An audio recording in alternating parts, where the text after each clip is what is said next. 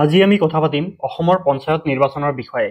বিশেষকৈ সংখ্যালঘু মুছলমান অধ্যুষিত অঞ্চলত কেনে ধৰণে প্ৰস্তুতি চলাই আছে ৰাজনৈতিক নেতাসকলে এই পঞ্চায়ত নিৰ্বাচনৰ।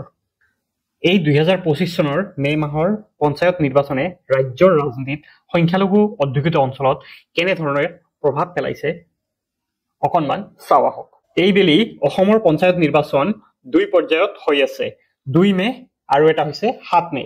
7 মে অৰ্থাৎ কাইলৈ হ'বলগীয়া নিৰ্বাচন।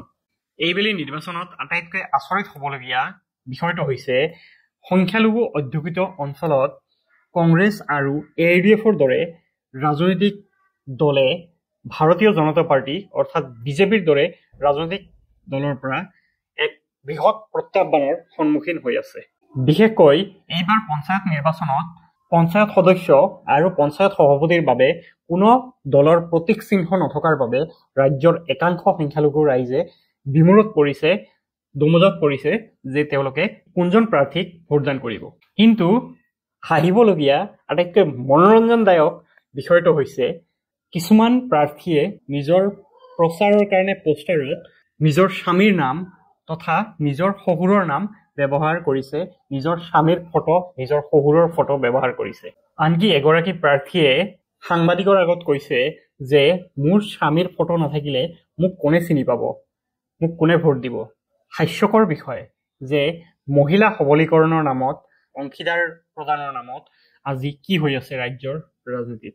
এই নিৰ্বাচনে বিশেষকৈ সংখ্যালঘু অঞ্চলত, সংখ্যালঘু এলেকাত এক ৰাজনৈতিক বিকাশ, এক ৰাজনৈতিক গতিশীলতাৰ সৃষ্টি কৰিছে, কিয়নো সংখ্যালঘু অধ্যুষিত অঞ্চলত কংগ্ৰেছ আৰু AIDFৰ দৰে দলে বিজেপিৰ দৰে দলৰ পৰা ৰাজনৈতিকভাৱে তীব্ৰ প্ৰতিদ্বন্দ্বিতাৰ সন্মুখীন হৈ আছে। কিন্তু ভোট বিভাজন আৰু অপ্ৰতিদ্বন্দ্বিতাৰ বাবে ৰাজনৈতিক যি প্ৰক্ৰিয়া, সেই প্ৰক্ৰিয়াৰ ওপৰত এক গভীৰ প্ৰশ্ন উত্থাপন হৈছে।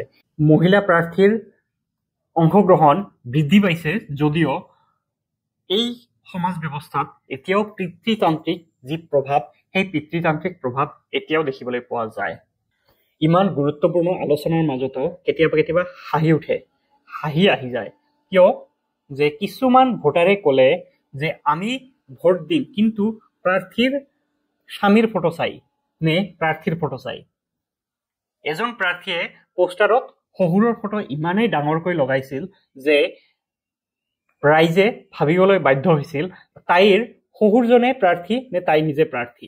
আপুনি এই নিৰ্বাচনত কি ভাবে আপোনাৰ মন্তব্য কমেণ্ট বক্সত আগবঢ়াওক, আৰু যদি ভিডিঅ'টো ভাল লাগে তেতিয়াহ'লে ভিডিঅ'টো শ্বেয়াৰ কৰক, আৰু এই ধৰণৰ ৰাজনৈতিক সামাজিক সচেতনতাৰ সম্পৰ্কে ভিডিঅ' লাভ কৰিবলৈ আমাৰ এই পেজটো, আমাৰ এই চেনেলটো ফ'ল' কৰক।